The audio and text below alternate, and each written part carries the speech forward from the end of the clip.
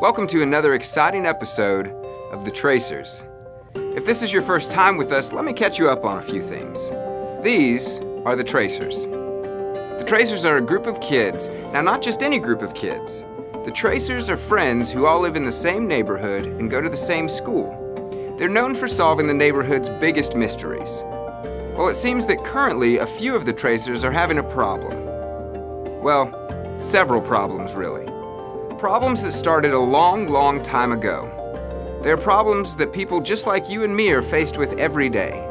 And in these situations, we don't always know what to do, and the answer isn't always easy to figure out. In the Bible, there is a story about a man named Daniel who lived a very long time ago. Daniel was faced with many different trials, problems, and difficult situations during a culture and time when it wasn't always cool to do the right thing. Not only was it not cool, you sometimes got into serious trouble for doing the right thing. It was quite the dilemma to be in. While Daniel didn't always know the right thing to do, he knew who to talk to. Join me as we learn more about the Daniel dilemma. This is Kate. Kate's a great girl. She likes most of the things that we all like. She likes riding roller coasters, eating cheeseburgers, painting, and knitting socks for kittens. Okay, that last one was a little strange. Kate is having a problem. She's faced with a dilemma. The dilemma that Kate is faced with is all about how to love people the way Jesus would love people. You see, Kate is a very happy person. Like, really happy. Sometimes maybe too happy, if there is such a thing. She feels that it's pretty easy for her to love people like Jesus loved people. She enjoys talking to people, helping people who need help, and giving gifts to some of her friends. These are things that she's really good at. However, her dilemma is that there are a few kids at school who are hard to be nice to. They're mean, rude, and sometimes unkind. When she tries to talk to them, they won't talk to her. When she tries to bring them gifts, they don't accept them. And when she tries to include them, they're mean. She doesn't know what to do. Jesus is the best example of how to love people, and that is because Jesus is love. Whenever we don't know how to love someone or be kind to someone, we should always ask Jesus what to do. All throughout the Bible, Jesus gives us examples of how to love people, how to be selfless, and how to serve others. And that's why the main point for today is I can love like Jesus. You see, when someone is hard to love, Jesus wants us to love them anyway. He wants us to be kind to them because He loves them. Now, He never wants us to get hurt or be in a situation that could put us in danger.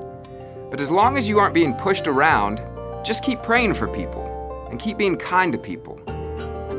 In the Bible, there is another story about a man named Daniel who didn't always have things easy. He had to make the choice every day to obey God and love people the way Jesus would love people. The way he did this was he spent time in prayer with Jesus every day. In fact, he prayed 3 times every day, no matter what. Let me show you a story about what happens when we choose not to love people, and then what happens when we choose to love people.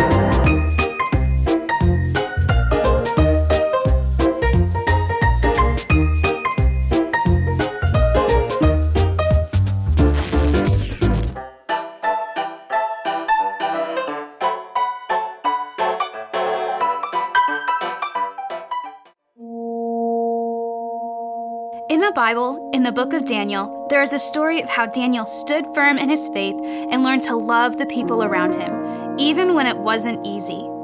Daniel loved the Lord with all of his heart. He made sure to spend time in prayer with God at least 3 times a day. Well, there was a group of men called the satraps, who were a group of advisors to the king. These men didn't like Daniel. They wanted to hurt Daniel, run Daniel out of the kingdom, or even get rid of Daniel. But Daniel was such a good, holy, and kind man that the bad men could never find anything bad against Daniel to bring to the king. One day, the bad men got together and said to themselves, "We will never find any basis for charges against this man Daniel unless it has something to do with the law of his God." They decided that they needed to get the king to make a new law that would get Daniel in trouble. They had to be sneaky and trick the king.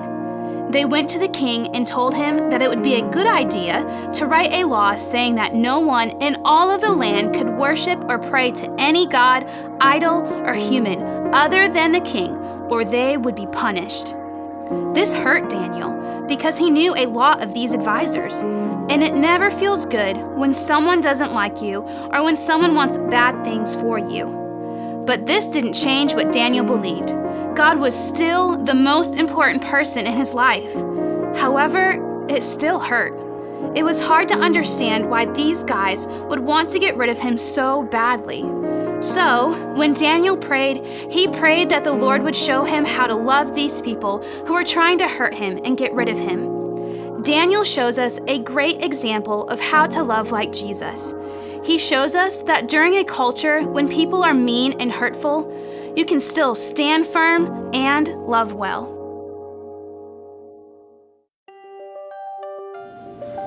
It's a tough choice to make, but it's exactly that, a choice. Love is a choice, not a feeling. We get to choose to love people, and not just when we're having a good day. You see, Jesus always chose to love people every day, every time, no matter what. He loves us no matter what we have ever done wrong. He just wants to forgive us, love us, and give us the best life that He has planned for us.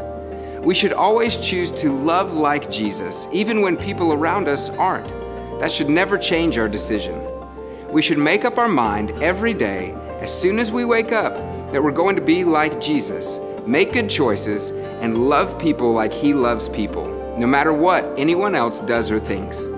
Being a light and loving like Jesus in a world that needs His love more than ever is the only way to make the world a better place.